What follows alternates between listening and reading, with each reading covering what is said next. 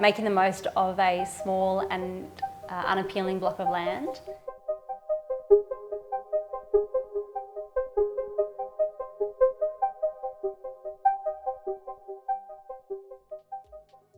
Yeah, we talked a lot about like the process and how we live in the space, which I think was really awesome. Yeah. Where I have my morning cup of coffee. A lot of testing in the beginning of where the morning light would be. Like the morning coffee was really important. Being so many trees and trying to capture how that would actually work. Like sunlight's limited in the escarpment. Yeah, I think that was a huge part of it. How to get as much natural light into the space as possible. You guys were good too because you had like clear rituals. Like I want to be able to have a nice morning or whatever that might be. So that was like really easy because then you can actually work with those parameters and go, let's like start the process there. And if you can get those things right, then the rest kind of falls in line almost. Yeah, and I also remember talking heaps about like I do a lot of cooking, a lot of time in the kitchen, and how I hate feeling like when you're part of, like you have people over and you're entertaining, or even like evenings, homework, that kind of stuff, you're stuck in this room, isolated from everyone. So how you kind of create a space where we could all be together and there's just that really beautiful, like low-key family time where you've got to do those things anyway. So how you kind of like bring the intimacy into that was super important. So yeah, that's good. And tricky block. Yeah. Like to have that vision of like a welcoming home on a block that's very steep. But not too welcoming, right? Like we want to still be like, you know. True. No, that was a part of your brief, It really was. And I think it was super cool, like where you've turned things that we wanted to retain that functionality and form, and you've added a level of beauty over it. Like my brief for the staircase was a fire escape. I wanted a fire escape vibe that felt boxed in. I sent you so many Pinterest pictures of like railway stations. Yeah. You get the sense, I think there was even a jail staircase in there where I was like, you know, like this with all the caging. Yeah. And you've managed to transform it into something that doesn't look like someone's coming up like a multi-story car park. Yeah. I think. You take something that's quite compromised, like you can joke about it being a fire stair, but and that is a trick in architecture, is to actually take something away and then give it back again. Like if you want to elevate an experience, you almost deprive someone of the experience for a second and then give it back again. Like it sounds a little bit esoteric, but it's true. So you go up a fire stair that's quite restrained and quite tight, and so as soon as you arrive at the terrace, that whole escarpment and ocean pops out again. Yeah. And it's sort of reintroduced to you as a experience that you see all the time driving up and down the coast. So you've got these elements that are really immense, like an escarpment and an ocean that everyone can see. So then it's like, how do you make something that sort of large and immense, like unique to you? Well, it has a very landscape orientation, the facade, like it's very like horizontal, which is part of that sort of mid-century, the beachcomber thing of like simple landscape facade. Yeah. But that's probably what you're describing, is just you just get that run of view. Yeah, 100%. Yeah, it's gorgeous. I think that's always a pleasure, coming up onto the terrace and being surprised that you get the ocean views, which I think is gorgeous.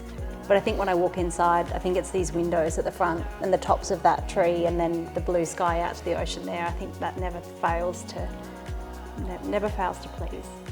Yeah, how do you have a home that's really open but can close down and be just the family unit at the same time? I feel like as an architect, it's a lot harder to do something really simple. Like restraint is really hard. It takes a lot of like work, like to work together to make something simple.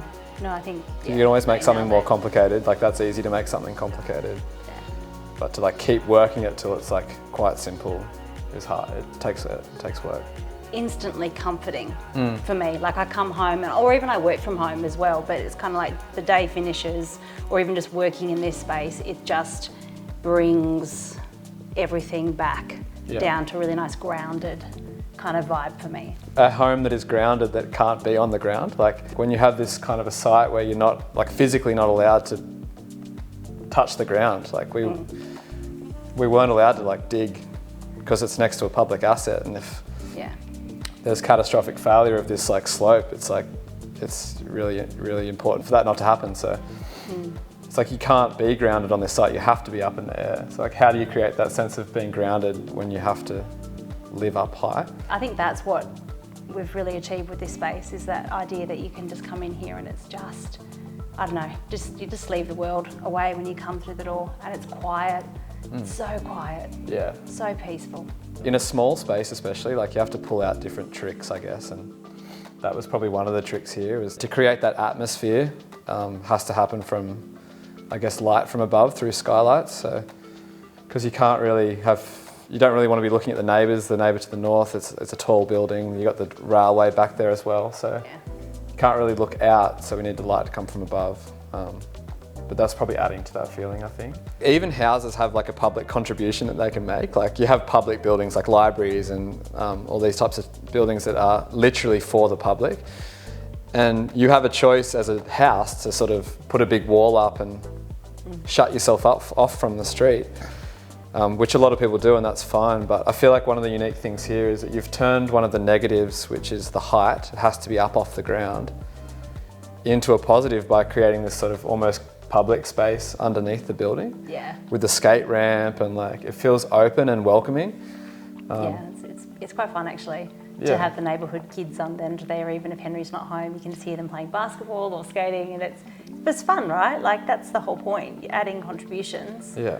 Oh, that's the way we see it. Henry's somebody else's place for the trampoline or the pool, or I don't know. It's just public amenity almost. It wasn't about a big house, and it wasn't about having additional spaces, but it just had to work functionally. So it had to have the storage, it had to have space for Henry, but also private space for him as he grows, but then have sort of that family connection and those kind of spaces. So I think what was really challenging but rewarding was kind of working those solutions over and over and over again with various floor plans.